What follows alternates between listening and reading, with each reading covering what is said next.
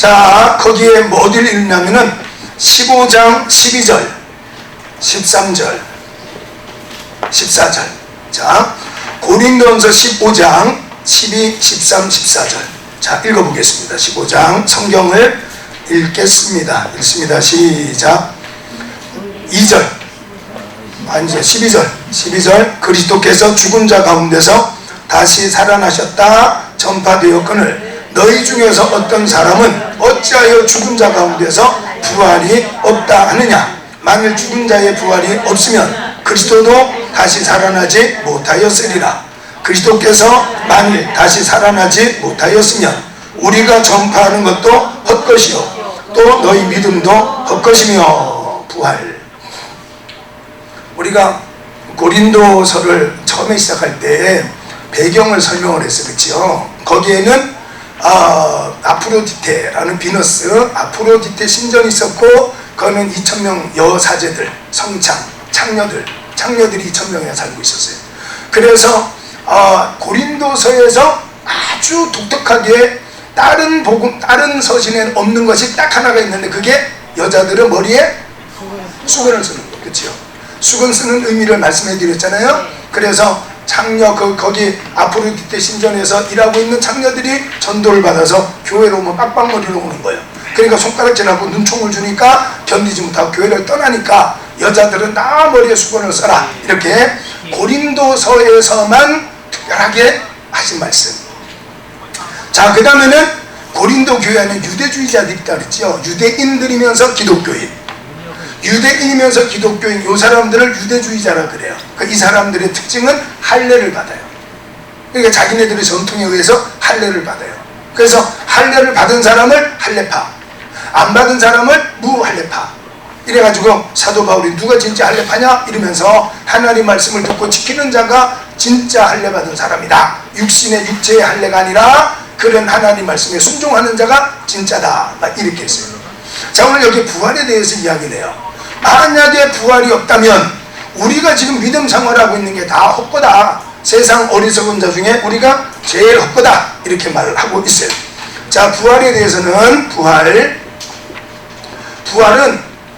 이제 그 다음에 50절부터 54절까지 말씀은 부활이 나와요.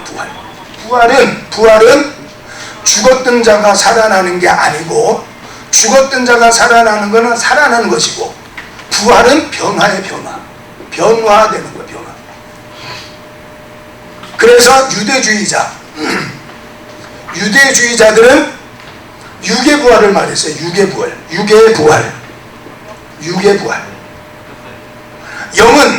영혼, 우리가 영혼, 성령이잖아요. 그렇죠? 우리의 혼이죠. 자, 우리의 혼은 천국에 가 있어. 천국에. 그래서 데살로니가전서 4장 하나님 말씀 보니까 예수님께서 다시 오실 때 구름을 타고 먼저 천국 가 있던 영혼들이 예수님과 함께 다시 온다는 거예요. 그러면 땅에 있던 사람들, 뭐 무덤에 이렇게 했든지, 뭐 분봉을 했든지, 아니면 물에 빠져 죽었든지, 뭐 화장해서 뿌렸든지, 어쨌든지 간에 에스겔 37장 1절로 14절 하나님 말씀 보니까 각각 자기 몸을 찾아가가지고 뼈가 형태를 이루고 살이 오르고 힘줄이 오르고 가죽이 덮이고 사람이 돼요. 그렇죠? 그 상태에서 영이 들어가. 생기야 사방에서 불어서 들어가게 하라. 이렇게 해서 영이 들어가니까 몸이 되는 거예요. 살아 움직이는 생명, 생명 있는 영, 생명 이렇게 돼요. 자, 여기에 그래서 유대주의자들은 영혼은 천국 가 있으니까 살아날 필요가 없잖아. 그러니까 육체만 부활하면 된다. 그냥 육의 부활을 말했어요. 자, 그런데 성경에서는 몸의 부활을 말해요. 몸의 부활, 몸의 부활. 몸이라는 것은 뭐라고 그랬죠? 몸이라는 것은 몸. 그렇죠. 영혼이 육체와 결합되어 있는 상태. 그러니까 영혼과 육이 결합이 되어 있는 상태. 그래서 제가 난로 이야기를 해드렸잖아요. 난로에 불이 꺼지면 난로가 차갑게 식어지듯이 우리의 영혼이 빠져나가면 우리의 몸은 식어지는 거예요. 그거를 우리가 신학적으로는 사망, 뭐 의학적으로도 그걸 사망이라 그래. 사망, 죽었다. 근데 이제 예수님은 그게 죽음이 아니라 자는 거다 이렇게 말씀했어요. 그렇죠? 자, 그래서 유대주의자는 몸의 부활이 없다 이제 이런 이야기를 했어요. 자, 그러다 보니까 이제 사도 바울이 그런 말하지 마라, 부활이 있다. 이제 부활에 대해서 이야기를 해요. 자, 부활을 믿었던 사람과 믿지 않았던 사람들이 있어요. 이스라엘 땅에는 세 가지의, 우리로 말하자면은 장로교, 순복음교, 뭐 침례교 이렇게 있듯이 거기도 마찬가지로 공동체가 있었어요. 모여서 무리가 예배드린 공동체가 있었는데, 하나는 사두개인, 바리새인, 그 다음에는 에세네파 이렇게 있어요. 에세네파. 사두개인은 사독의 후손, 제사장 사독의 후손이에요. 후손. 그래서 사독의 후손인데 어디에 나오냐면은 열왕기상 1장 32절 하나님 말씀 보니까 다윗이 제사장 사독을 이렇게 부르는 이야기가 나와요. 사독, 그래서 사두개인이 된 거예요. 사독. 그 다음에는 바리새인과 에세네파가 있어요. 이 바리새인과 에세네파는 누구의 후손이냐면은 하시딤의 후손이에요. 하시딤의 후손.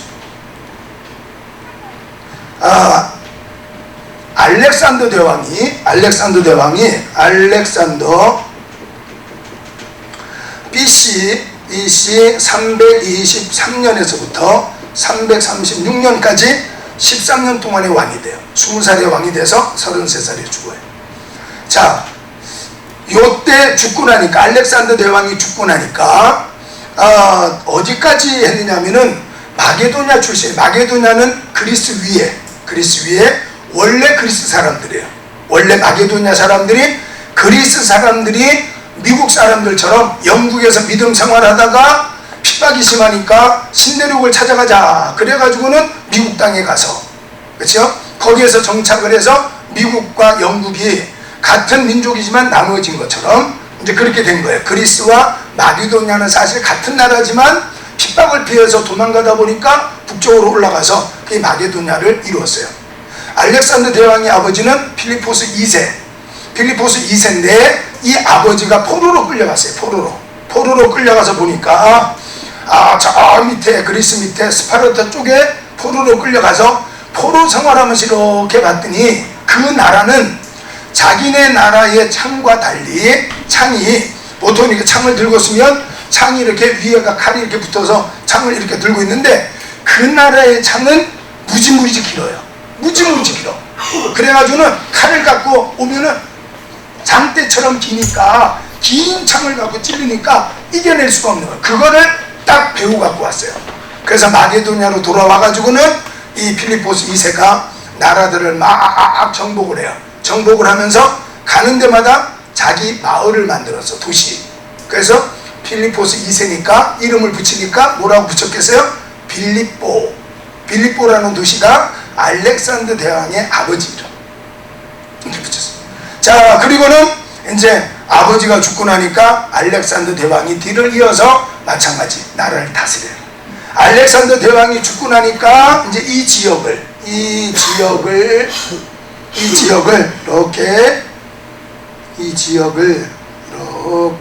이렇게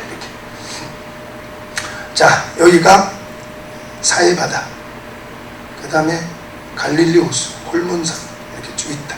이렇게 이스라엘이다. 자, 여기에는 알렉산드리아, 그 다음에 요 시리아, 요르단, 이쪽 요르단, 사우디아라비아 이렇게 있는데 여기가 다소, 사도 바울이 태어난 곳. 자, 그런데 요 지역을 누가 다스렸냐면은 프톨레미라는 사람이 다스렸어요. 프톨레미. 이것도 표기법에 따라서 우리 한국말로 번역을 할 때 다르게 나와요. 프톨레미 우스라고도 하고 프톨레미라고도 하고 프톨레미 뭐 이렇게 나와. 자, 요 프톨레미라는 알렉산더 대왕의 부하가 요 지역을 맡았어요. 그러면서 뭘 했느냐면은 유대인들의 환심을 사기 위해서 구약 성경을 알렉산더 대왕이 뭘 했느냐면은 헬레니즘 아시죠? 헬라주의, 헬레니즘을 퍼뜨렸어요. 헬레니즘, 자기네 문화, 그리스 문화를 막 퍼뜨렸어요. 그러면서 언어도 퍼뜨렸어요. 언어도 그리스 언어, 헬라어를 막 퍼뜨렸어요. 헬라어가 이게 코이네어라 그래. 코이네. 우리 신약 성경을 쓴 언어가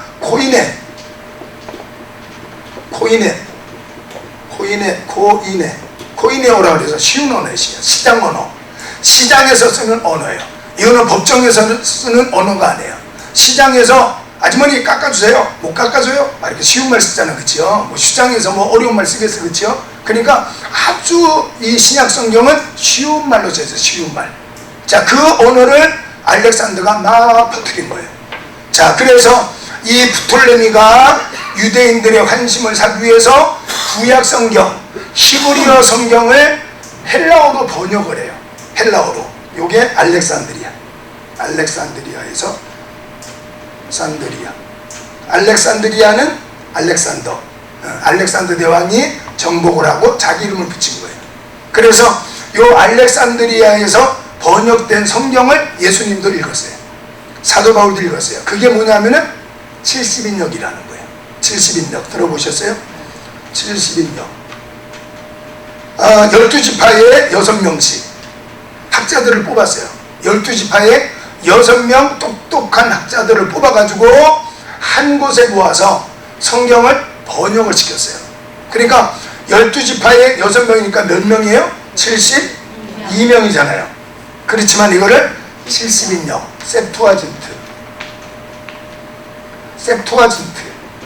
진트라 그래. 셉투아진트 70인역이라 그래요. 자, 그랬는데 요 프톨레미우스는 그렇게 말했는데 요 지역을 인도까지를 다스렸던 사람이 누구냐면은 셀루키드라는 사람이에요. 셀루커스라고도 하고 셀루키드라고도 하는데 셀루키드라는 부하가 다스렸어요. 근데 이 셀루키드의 이제 왕조가 계속되다가 어디까지 왔느냐면은 BC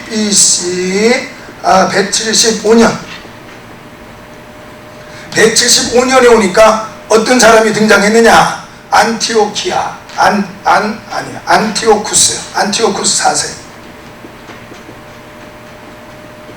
4세가 등장을 해요. 안티오쿠스 4세가 등장을 하면서 이 사람이 제사장은 계속 사두개인을 세웠어요. 계속 사두개인을 세웠는데 이 안티오쿠스 4세가 이제는 사도계 후손 사두개인을 세우지 말고 내 맘대로 세운다. 그래가지고는 요나단 마카비라는 사람을 세워요. 대제사장으로 요나단 마카비라는 사람을 세우니까 이제 사두개인들이 반발할 거 아니에요. 제사장은 하나님께서 대대로 세습을 해가지고 하나님께서 세웠는데 엉뚱한 사람을 세우니까 반발.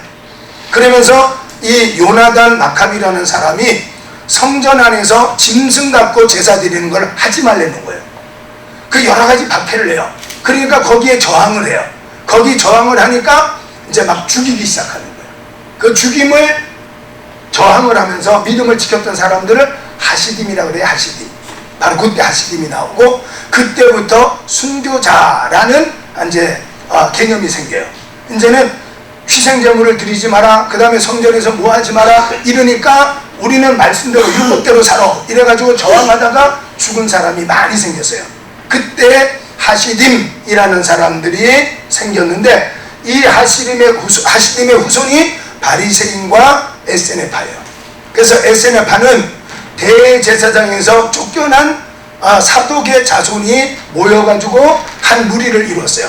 어디 가서 살았느냐면은 사해바다가 이렇게 있으면 사해바다의 북쪽에 북서쪽에 가서 살았는데 요 지역의 이름이 뭐냐면은 요게 바로 쿰란이라는 데요. 쿰란.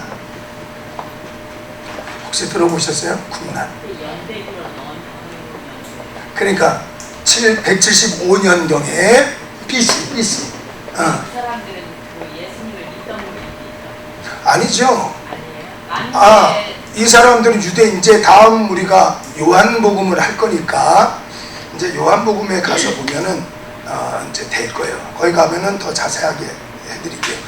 이 당시는 BC니까지 예수님 등장을 안 했지요. 그러니까 예수님은 이제 원년 1년에 태어나시니까 아직은 그렇잖아요. 그러니까 부활에 대해서 자, 그래서 안티오쿠스 4세가 등장해서 박헬라니까 요 대제사장을 따르는 사람들이 피난을 이렇게 가죠. 여기 예루살렘 있고요, 여기가 헤브론 있고 뭐 이렇게 있는데 요 지역에 가서 생활하는 거예요. 그 에세네라는 뜻이 뭐냐면 침묵, 그 다음에 경건, 이런 뜻이에요. 경건, 침묵과 경건.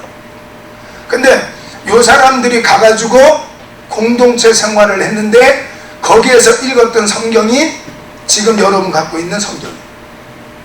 그래서 요게 쿰난, 유명한 말이에요. 쿰난 사본, 그 다음에 사해 사본. 1947년에서 56년 동안 이거를 발굴을 해요. 5번에 걸쳐서.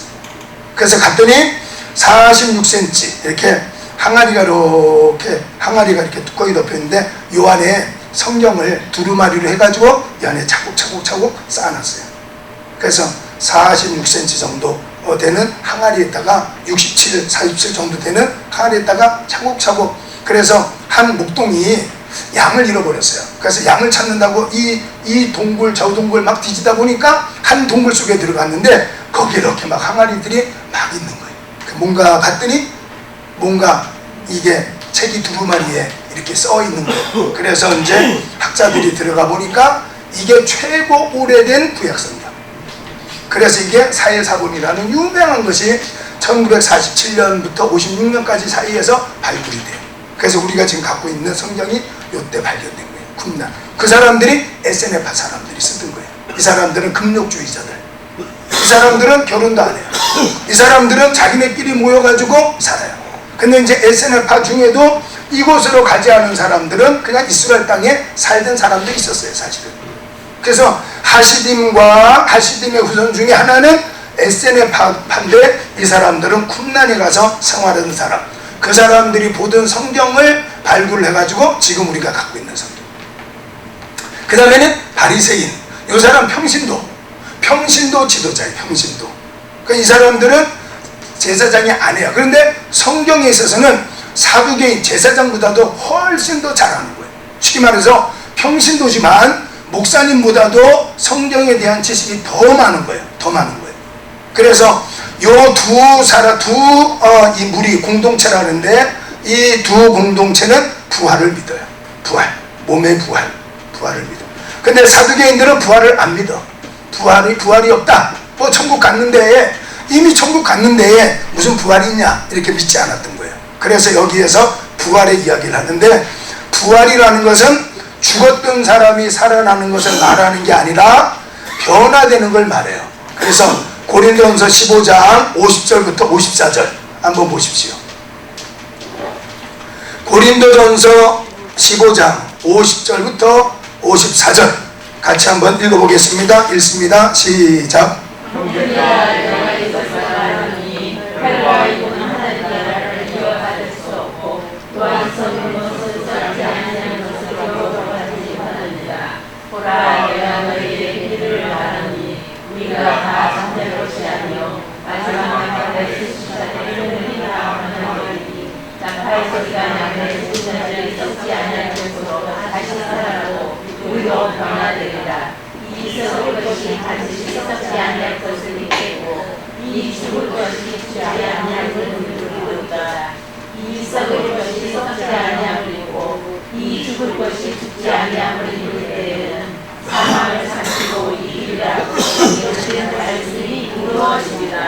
아멘.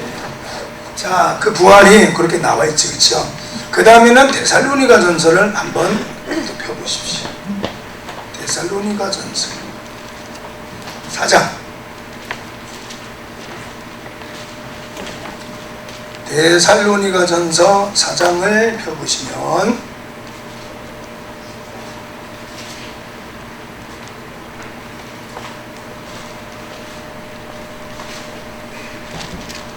자, 13절부터 18절 자, 두 군데 이제 부활 때에 예수님께서 오실 때 나타나는 현상을 대해서 설명을 해놨어요.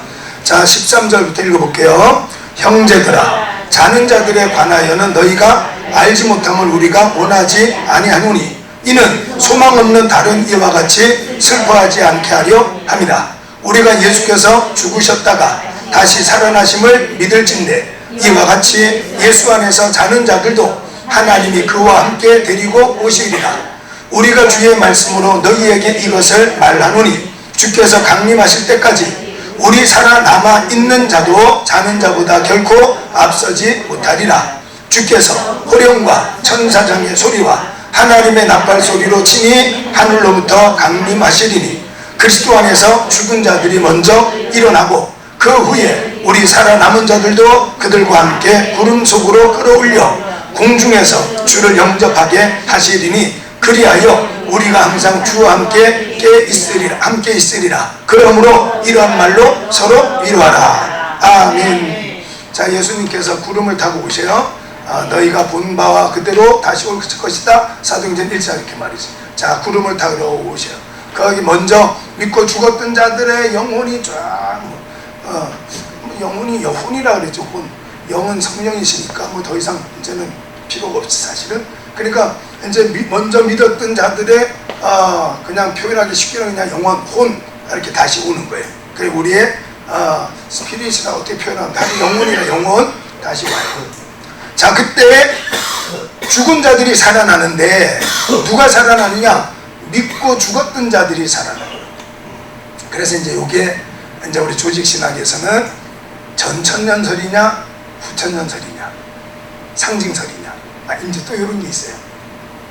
그 여기 말씀 보니까 믿고 죽었던 자들의 육체가 살아나서 공중으로 올라가, 그치요? 그 왜 올라가겠어요? 저 천국에 가 있던 영혼이 육체에 결합을 해요. 결합을 한 상태에서 변화가 일어나는 거예요. 영혼과 육체가 결합된 상태를 뭐라 그랬죠? 몸. 그 몸이 변화가 일어나는 거예요. 몸이. 그래서 몸의 부활이에요. 몸의 부활. 그러니까 영은 그냥 있으니까 이거는 바뀔 필요가 없어가 아니라 우리의 영과 육이 결합이 된 상태에서 변화가 일어나는 것. 어떤 변화가 일어나느냐? 죽을 것이 죽지 아니할 것, 썩을 것이 썩지 아니할 것으로 변화가 일어나는 거예요. 죽었던 자가 살아난 나사로는 다시 죽었어요. 어디로? 구브로에 가가지고 복음을 전하다가 구브로 섬에 가서 복음을 전하다가 죽었어요. 거기 무덤도 있고. 그러니까 부활이라는 건 다시 죽지 않아요. 그러니까 창세기 2장 17절 하나님 말씀 보니까 생명나무의 열매, 16절 17절 말씀 보니까 생명나무의 열매를 먹으면 부활이 일어나 버리는 거예요. 근데 생명나무의 열매를 먹지 않고 죽음, 정령 죽으리라 하신 선악과를 먹었어요. 그러니까 우리 영혼이 죽게 된 거예요.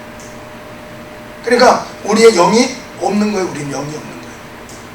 그러니까 이제 죽음의 존재, 하나님을 알지 못하는, 제가 말씀드렸지, 아까 제가 나눠드린 자료에 보면은 알미니안주의, 그 다음에는 또 칼빈, 이 사람들은 이제 막 대치를 많이 했어요. 그래서 하나님 안하는 능력이 있다, 우리한테는 구원받을 만한 우리가 노력을 하면 된다, 막 이렇게 이제 알미니안주의자들은 이제 그렇게 말했어요. 근데 이제 요한 칼빈은 그런 거 없어. 그래서 이제 여기 나오죠. 고린도전서 15장 10절 한번 읽어봐봐요. 고린도전서 15장 10절 한번 읽어볼게요. 읽습니다. 시작. 15장 10절, 고린도전서 15장 10절. 그러나 내가 나가는 것은 하나님의 은혜로 된 것이니 내게 주신 그의 은혜가 함께지 아니하여 내가 모든 사도보다 더 많이 수고하였으나 내가 한 것이 아니요 오직 나와 함께 하신 하나님의 은혜로다. 그래서 우리가 잘 알고 있는 내가 나 된 것은 하나님의 은혜로 된 것이라는 말씀이죠. 그러니까 구원은 하나님이 하시는 거예요. 오늘 여러분이 이 자리에 와 있고 여러분이 하나님 말씀 따라 자꾸 순종하다 보면은 체험을 하게 돼요. 경험. 그러면 믿어지게 돼요. 그 믿어지게 되는 순간, 그게 바로 인치심이에요. 성령의 인치심. 자, 한번 어디 찾아볼까요? 성령의 인치심.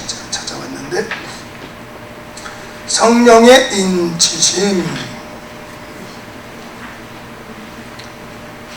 제가 적어봤는데 못 찾으니까 통과. 성령의 인치심.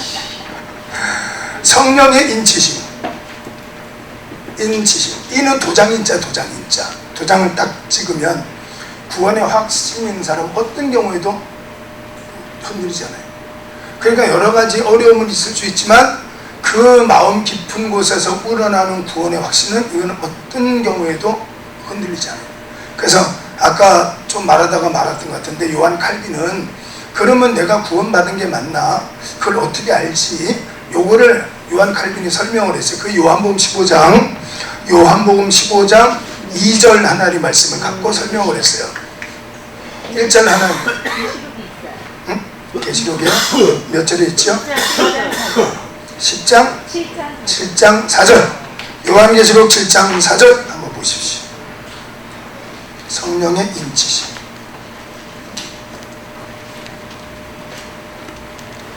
세 군데인가 나와요. 구절이 세 군데인가. 자, 한번 읽어볼게요. 읽습니다. 시작. 내가 인침을 받은 자들을 들으니 이스라엘 자손의 각 지파 중에서 인침을 받은 자들이 14만 4천이니. 네, 14만 4천. 에베소서 1장 13절도 나와요. 에베소서 1장 13절에도 약속의 성령의 인치심. 에베소 4장 30절에도 보니까 3절에 보니까 하나님의 성령을 근심하게 하지 마라. 너는 성령의 인치심을 받았다. 이렇게 말씀을 해요. 성령의 인치심이 세 군데, 네 군데 이렇게 나와요. 그러니까 14만 4천 궁금하죠? 14만 4천. 신천지에서는 14만 4천. 신천지는 14만 4천은 구원만. 여호와 증인도 14만 4천은 구원만. 넘었죠? 넘었는데 어떻게 돌아가라 그래요? 헌금은 잘하는데? 헌금 잘하는데 뭐 있으라 그래야지. 요거는 그러니까 반모섬에 가서 사도 요한이 지금 귀향생활, 뭐로 귀향생활, 유배가 되어 있는 상태예요. 그래서 이제 터키에 있는 아시아 7교회에다가 염려하지 마. 하나님 반드시 우리와 함께 하셔. 이제 이거를 편지로 이렇게 보내주는데 편지 검열을 할 거 아니에요. 편지 검열을 하는데 거기에 666이라는 것을 짐승의 표다 이렇게 하지 않고 누구 이름을 이렇게 뭐 도미티니우스 황제 이렇게 이름을 딱 하면 검열이 되니까 못 갈 거 아니에요. 그러니까 이제 비유로 다른 이름을 쓰는 거예요. 그 당시에. 그래서 문학적인 방법과 예언적인 의미를 동시에 생각을 해봐야 돼요. 동시에. 그래서 24만 4천 명이라는 것은 12지파 12 곱하기 12 곱하기 10 곱하기 10 이거는 그래서 14만 4천이 나오는 거예요.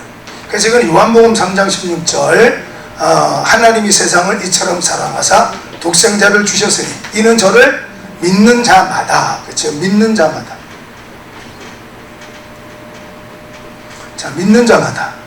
여기 이제 로마서에 가면 할 거예요. 로마서에 가면. 로마서 4장 1절로 5절 하나님 말씀 보면은 아브라함이 나와요. 아브라함이 아들 이삭을 바쳐요. 그러니까 잘했다 이렇게 해요. 하나님께서 잘했다 이렇게. 그래서 히브리서 11장 19절 하나님 말씀 보면은 아브라함이 아들 이삭을 바칠 때에는 죽이면 하나님이 살리지 이런 믿음을 갖고 갔다는 거예요. 사업이 망하면 하나님께서 또 다른 사업 주겠지. 그런 믿음을 갖는 거예요. 그 우리 믿음하고 다르니까 그 사람을 두고 믿음의 조상이라는 거. 복의 근원이라는 거. 이 사람은 그래. 그냥 안 하면 죽여. 그러면 죽이지 뭐. 신학교 가. 그럼 신학교 가지 뭐. 그 다음 하나님 알아서 하시겠지. 그런 믿음을 갖는 거예요. 그래서 이 로마서 4장 1절 5절 말씀 보니까 아브라함이 믿음만 갖고 인정을 받은 게 아니라 행함을 갖고 인정을 받았다. 그렇지만 그 행하도록 할 수 있었던 힘, 원동력이 뭐냐? 그게 믿음이라 믿음. 그러니까 하나님께서 믿음을 안 줬으면 여러분이 여기 안 와 있다니까요. 그 여기 와 있는 것이 하나님께서 성령을 통해 믿음을 주셨기 때문에 여기 와 있는 거예요. 믿음은 성령의 선물이에요. 고린도전서 12장 9절의 말씀 보면 있어요. 거기 봐봐요. 고린도전서 12장 9절. 우리 지난 시간에 했죠. 성령의 은사에 대해서 이야기하면서 9절 한번 봐봐요. 고린도전서 12장 9절 하나님 말씀해 보니까 12장 8절 9절 읽어볼게요. 다른 사람에게는 같은 성령으로 믿음을, 어떤 사람에게는 한 성령으로 병 고치는 은사를. 성령이 다 은사. 병 고치는 은사, 앉아서 공부하는 것도 은사, 뭐 여러분 서서 걸어갈 수 있는 것도 은사. 하나님께서 내게 주셨고 나의 나된 것은 하나님의 은혜입니다. 이러면 다 은사예요. 다 은사. 그러니까 맨날 감사 속에 사는 거지. 감사. 감사는 두 가지가 있다는 거 알죠? 하나는 절대적 감사. 남하고 비교할 때 내가 우리 학교에서 공부 1등이야. 오, 감사해야지. 감사. 그죠? 근데 나보다 더 공부 잘하는 학생이 왔어. 그러면 불평해야지. 그죠? 상대적인 거니까. 상대적 감사는 상대가 있어. 상대가. 절대적 감사는 그냥 감사. 그냥 감사. 여러분 그냥 감사하시기 바랍니다. 그냥 감사가 나오는 게 그게 성령의 은사. 다 감사. 다 감사. 자, 그래서 성령 인침을 받은 사람 14만 4천 명이라는데, 요거를 우리가 이제 칼빈은 이중예정이라고 그랬어요. 그러니까 태어날 때부터 빨간 공이 있고 태어날 때부터 노란 공이 있다는 거예요. 이 당구 우리 쳐잖아. 당구 하고 저도 학교 다닐 때 당구에 빠져가지고요, 막 수업 빼먹고 당구 그러고 하고 있어요. 진짜 그랬었어. 그 당구에 빠지니까 머리가 다 당구공처럼 보여요. 여기서 저렇게 치면 저렇게 가겠네. 막 이렇게 수업이 안 돼. 당구에 빠지면요, 와, 그게 그래요. 그랬는데 빨간 공, 노란 공, 하얀 공이 있어요. 그 이제 공을 치면은 시작할 때는 빨간 공이에요. 끝날 때 이게 파란 공으로 바뀌었어. 그런 경우는 없어. 시작할 때 빨간 공이 끝날 때도 빨간 공이에요. 그러니까 요한 칼빈은 태어날 때부터 하나님은 유기한 사람이 있다. 유기견. 버려진 사람이 있다. 그 다음에 하나님께서 택한 사람이 있다. 그거는 그 사람의 의도와 의사와는 상관없어. 그냥 거절할 수 없는, 항거할 수 없는 은혜, 불가항력적인 은혜다. 그렇게 말했어요. 불가항력적인 은혜. 그러니까 이게 헷갈리잖아요. 그러니까 이제 보네퍼와 함께 활동하던 사람이 칼바르트라는 사람이 있어요.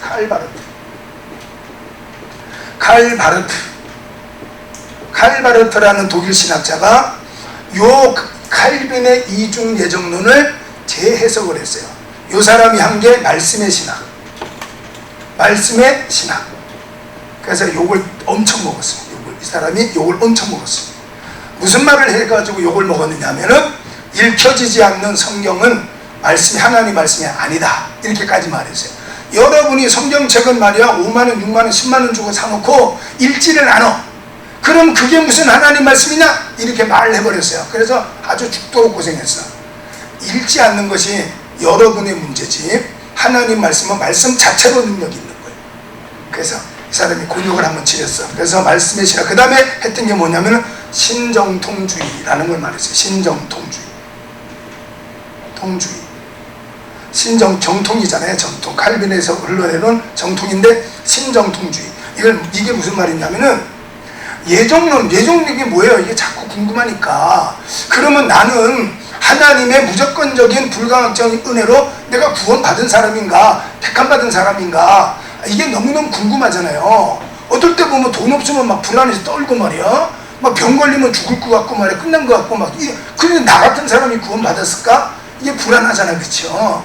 그러니까 칼바르트가 칼빈의 이중 예정에 대해서 새롭게 예를 들자면 이런 거야. 이렇게 이해를 시킨 거예요.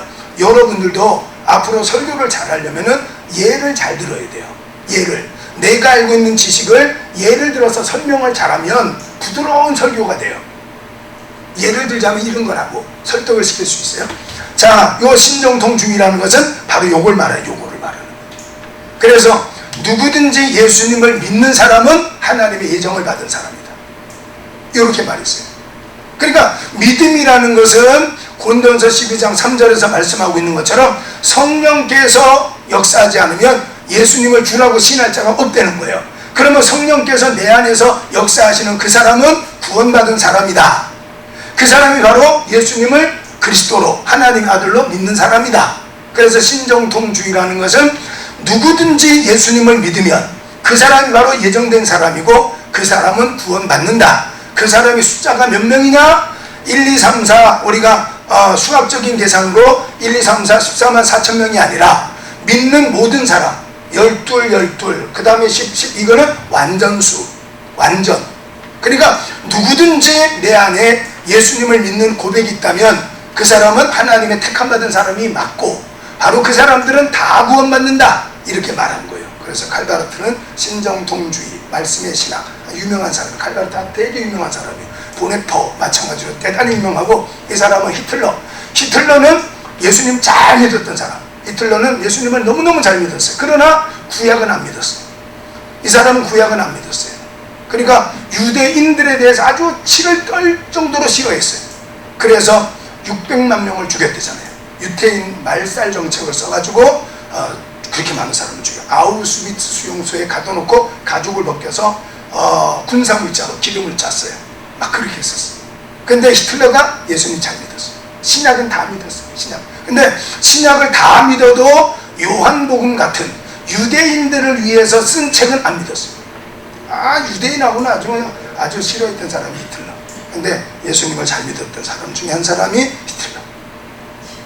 김일성 잘 믿었죠. 김일성. 엄마가 반석 권사님. 몰랐어요? 김일성. 반석. 그래서 김일성이가 엄마가 새벽 예배를 가니까, 엄마 나도 내일 새벽 예배 갈래. 그러니까 엄마가, 야 넌 학교 가야지 마. 그러니까 엄마 발에다가 자기 발을 발인가 스톤인가 실을 묶어놔. 실을. 그럼 엄마가 새벽 예배에 간다고 일어나면 실에 끌려서 자기도 일어나는 거예요. 김일성이가 그랬어요. 이게 제대로 믿어야 돼요. 그래서 문익환 목사님이 평양에 갔을 때, 목사님 저를 위해서 축복 안수기도 해주세요. 이렇게 됐거든요. 그게 잘못 믿음이 들어가서 그래요. 잘못 믿음. 그래서 하여튼간 참 믿음 좋았던 집안이에요. 자, 31번 한번 보시죠. 책 31번. 꼭 짚고 넘어가야 될 것이 거기 하나 있습니다.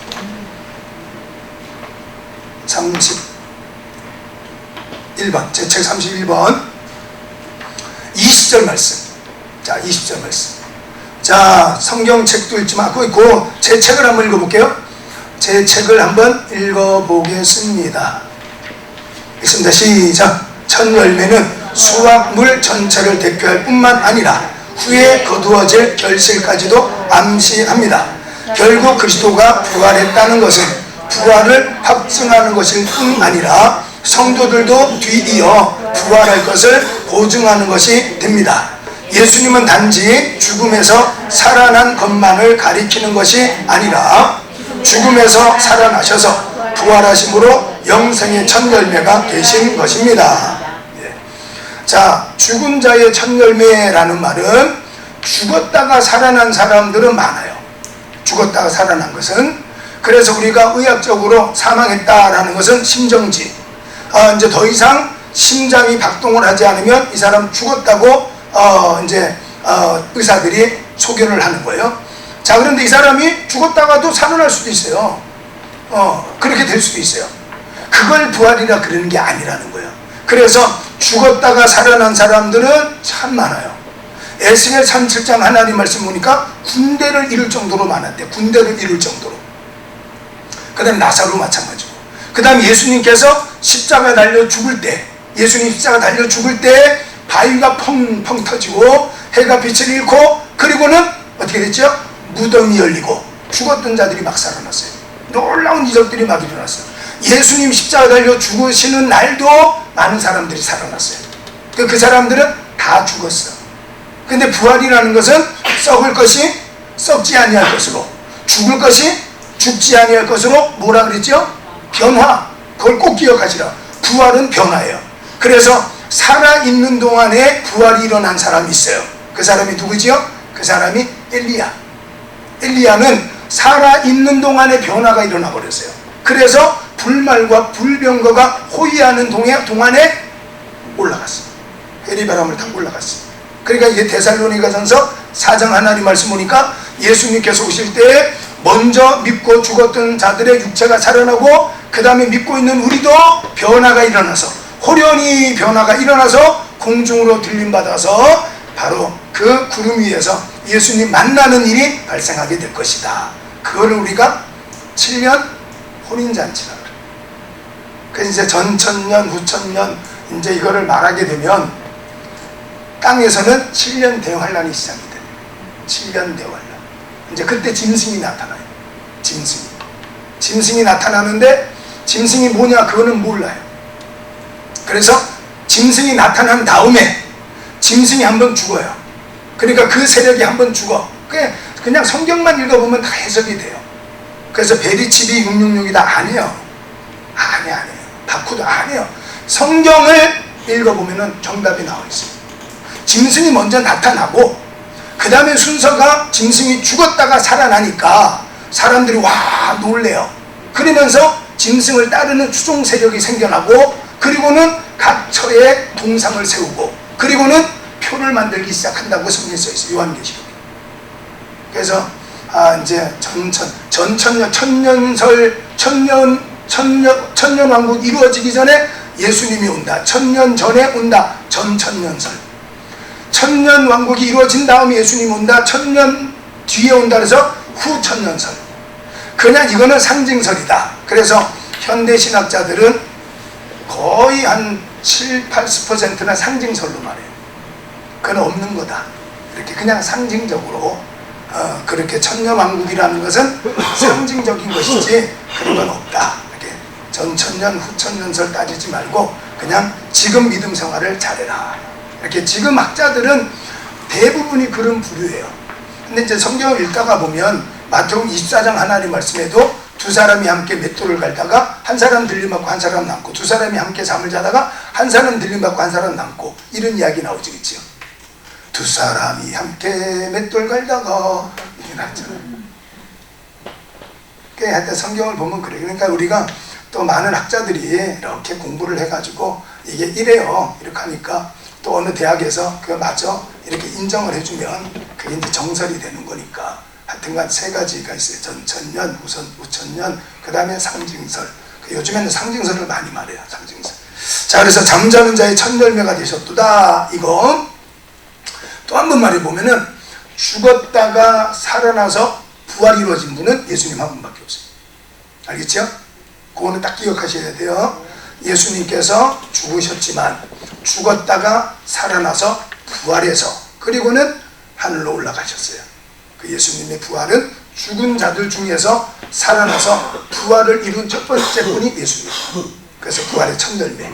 그러니까 사과나무를 사왔는데 사과나무를 겨울에 가서 사왔어요. 겨울에. 그래 겨울 가서 사왔는데 심어놨어요. 이게 무슨 사과가 열릴까 몰랐는데 보니까 봄이 되니까 빨간 사과가 열렸어요. 노란 사과라 그래. 노란 사과가 열렸어요. 그러면 그 다음 해에 사과나무에 무슨 열매가 맺힐까요? 노란 사과가 맺히겠죠. 그걸 말하는 거예요. 그러니까 예수님께서 부활하셨으니까 죽었다가 살아나서 부활하셨으니까 우리도 그렇게 된다. 이렇게. 그래서 바리새인과 에세네파는 부활을 믿었고 사두개인들은 안 믿었어요. 요거를 잘 활용한 사람이 사도 바울이. 그래서 법정에서 막 다툴 때에도 나는 부활을 믿어 이러니까 사두개인들이 저놈이 이렇게 하고 바리새인들은 맞아 너 우리 편이네 이렇게 하고 좀 막 서로 간에 다투고 이래가지고는 법정에서 나오기도 하고 사도행전에 보면 그래요. 그걸 잘 활용을 했던 사람. 자 이제 그 다음에 끝 16장 33번을 보십시오. 사도 바울의 권면. 여기는 이제 많은 사람들이 나오는데 13절 읽어볼게요. 13절. 자 13절을 읽어보겠습니다. 고린도전서 16장 13절. 자 읽어볼게요. 시작. 깨어 믿음에 굳게 서서 남자답게 강건하라. 14절. 너희 모든 일을 사랑으로 행하라. 그 다음에 20절 읽어볼게요. 너희 모든 형제도 너희에게 무난하니 너희는 거룩하게 입맞춤으로 서로 무난하라. 이렇게 마지막 권면 이야기래요. 그리고는 이제 16장 1절로 12절까지 말씀에는 이 고린도 교회가 자기에게 헌금, 선교 헌금, 사도 바울은 선교사였잖아요. 그치요? 선교. 그래서 이제 로마서를 쓰게 돼요. 로마서를 쓴 목적은 두 가지 이유로 써요. 하나는 로마 성도를 위해서 쓰고 하나는 스페인으로 가고 싶었어요. 사도 바울은 유럽으로 빠졌잖아요. 그 다음에 도마는 아시아로 빠졌어요. 그래서 우리나라로 올 수 있었지만 인도에서 창에 찔려서 죽어요. 도마가. 그래서 못 왔지 우리나라까지는. 근데 사도 바울은 저 유럽으로 해서 뭐 유럽 로마로 해가지고 스페인까지 가고 싶었지만 못 가고 로마에서 죽어요. 그러니까 스페인의 선교 사명을 로마 교인들한테 너희들도 나와 함께 손을 맞잡고, 그래서 로마서 8장 28절 말씀에는 합력해서 선을 이루자 이러면서 로마서를 쓰게 되는 거예요. 그래서 오늘 여기 말씀 마지막에가 1절로 12절 말씀에는 고린도 교회가 선교 후원금 보내준 것에 대해서 감사, 그 다음에는 고린도 교인들을 향해서 너희가 이런저런 환경 속에 살지만 자 남자답게 믿음에 굳게 서서 남자답게 강건해라. 그 다음에 성도를 섬기고 사랑하는 자가 되라. 그 다음에 서로 무난 돌보는 자가 되라. 이러면서 고린도전서가 끝이 나요. 끝났어요. 질문. 자, 고린도전서 전체 다시 한번 해볼게요. 서로는 결론과 똑같아요. 어떤 것이든지 서로는 결론과 같은 거예요. 시작할 때 우리가 서론 때에 말씀해 드린 게 있어요. 자, 고린도 지역은 아프로디테, 스파르타와 그 다음에 아테네 사이에 있는 꼭 섬같이 생긴 스파르타와 그 다음에 그리스 본토를 연결하는 중간에 있어요. 중간에 해안가. 그래서 배를 타고 고기 잡으러 갈 때 무역선이 나갈 때에 우상에게 절을 많이 해요. 그래서 우상의 문제. 그래서 고린도서 8장과 10장에는 우상의 재물 먹는 문제 이게 나와요. 그 다음 머리에 수건 쓰는 문제, 그 다음에 유대주의자들의 이야기, 그 다음에 또 여기는 파벌이 많았어. 그렇죠? 무슨 파 있었죠? 바울파, 그 다음에 베드로, 그렇죠? 베드로, 게바파, 그 다음 또 뭐예요? 아볼로파. 아볼로파는 바로 그 이집트 아까 말했던 70인역이 번역되어진 알렉산드리아 출신이에요. 알렉산드리아 출신인데 아주 단련가요. 이 사람은 똑똑했어요. 그러니까 사도 바울도 대단히 똑똑한 사람이지만 후임이었던 고린도 교회 후임 목사가 아볼로 목사였어요. 그러니까 아볼로도 대단히 철학적으로 성도들을 잘 가르쳤어요. 그래서 사도 바울을 좋아하는 사람도 있었지만 아볼로도 대단히 좋아했어요. 그 다음에 베드로 마찬가지고, 그 다음에는 우리는 예수파야 이랬던 사람 파벌 많았어요. 그 다음에는 할례를 받은 유대주의자들이 있었어요. 그래서 할례 받지 못한 사람들을 막 손가락질했고, 고린도 교회는 가난한 사람들이 주를 이루었어요. 가난한 사람. 그 간혹 가다가 부자들이 있었는데 이 사람들이 교회에서 애찬 식사를 할 때 집에서 음식을 싸와서 거기서 먹는데 가난한 사람들은 없어서 못 먹고 부자들은 너무 많이 갖고 와서 막 배가 터질 정도로 먹고, 그래서 위화감들이 조성이 되고 이랬던 교회. 그 다음에는 아까도 말했지만 아프로디테 신전에 2000명 참녀들이 활보하던 지역이 고린도 지역. 그래서 그 교회 특성, 그 교회 특별한 내용, 이걸 가지고 쓴 게 고린도전서. 그래서 고린도전서를 보냈는데, 고린도전서를 보냈는데 다 해결이 안 된 부분에 대해서 고린도 후서를 다시 편지를 써요. 3번 편지를 써요. 근데 2번째 쓴 편지는 없어요. 어디 갔는지 없어요. 그래서 고린도전서에서 해결되지 않은 것을 다시 후서에서, 그래서 책이 있으니까 여러분 읽어보시고, 그 다음에 제 책을 혹시나 읽어보다가 거기 주석 해놨잖아요. 그렇죠? 만약에 제 책 전체에서 질문 있으면 하십시오. 제가 쓴 거니까 대답해 드리겠습니다.